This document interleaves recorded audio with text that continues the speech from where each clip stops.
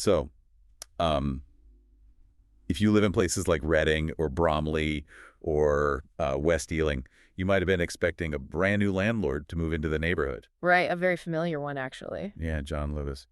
But as of this week, that massive plan to build 10,000 rental homes is officially dead. Completely dead, yeah. So today our mission for this deep dive is to look at a stack of reports on this to figure out why. Because this isn't just corporate gossip. Hmm. It is a huge red warning light for the entire UK property market. It really is. I mean, on the surface, it just looks like a shopkeeper deciding to stick to selling towels and Christmas puddings. Right, exactly. Stick to what they know. Yeah. But connecting it to the bigger picture, it's a profound signal. We really need to unpack why a safe, capital-rich institution suddenly decided being a landlord is just too dangerous. Okay, so let's rewind to the original dream of 2020, which honestly made a lot of sense on paper. Oh, totally. The idea was to take the airspace above Waitrose supermarkets or underutilized warehouses, build flats, and just collect a steady stream of rental income for decades. Right, it's a classic diversification play because retail is so volatile. Exactly. Property was supposed to be the stable anchor. They even signed a £500 million joint venture with Aberdeen Investments to make it happen. Right, a massive deal. But fast forward to 2026, and that reality has just collapsed. The partnership is over. Projects shelved everywhere. The financial gravity just violently shifted.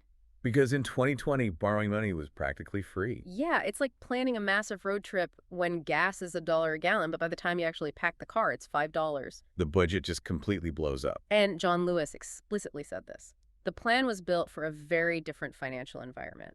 Now we're dealing with high interest rates, high inflation, and soaring construction costs. The cost to build just eats all the rental profit.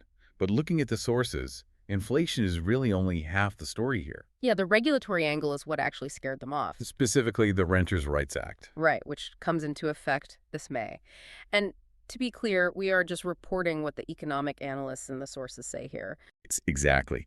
The act includes protections like banning bidding wars for rentals, which sounds like a necessary safeguard for tenants. Sure, but for an institutional investor, it introduces policy risk. Right, it reduces flexibility. If you can't easily adjust to the market, your projected revenue gets shaky. And that hits the spreadsheet where it hurts the most, the IRR. Which is the internal rate of return. Right. Basically just a fancy way of measuring if your money is growing fast enough to be worth the hassle. Precisely. You have to beat a hurdle rate. The minimum profit needed to justify the risk. Combine high borrowing costs with stricter regulations that cap your upside, and the math just stops working. So John Lewis saw red and pulled the plug. And that brings us to the really uncomfortable part regarding the government's target to build 1.5 million homes by 2029. That target looks incredibly fragile right now. Think about it. John Lewis isn't some speculative developer trying to flip condos. They're a patient long-term investor. Exactly. So if they can't make the math work on land they already own, how on earth does the government expect private developers to hit 1.5 million?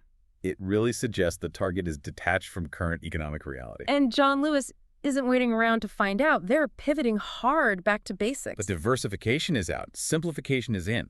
They've earmarked $800 million to upgrade department stores and $1 billion for Waitrose. Right. They are taking capital meant for housing and putting it into supply chains and store refits where the odds are just better. It's a pragmatic move, but it leaves a massive vacuum for you, the listener, or anyone else looking at the housing market. Institutional investors were supposed to be the white knights solving the rental crisis with massive supply. But if they are exiting because the risk is too high, who builds the houses? That's the real problem. Yeah. So here is a final thought for you to mull over.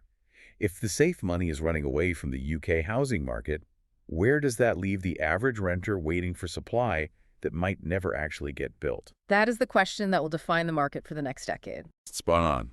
Thanks for joining us for this deep dive today. We'll catch you on the next one.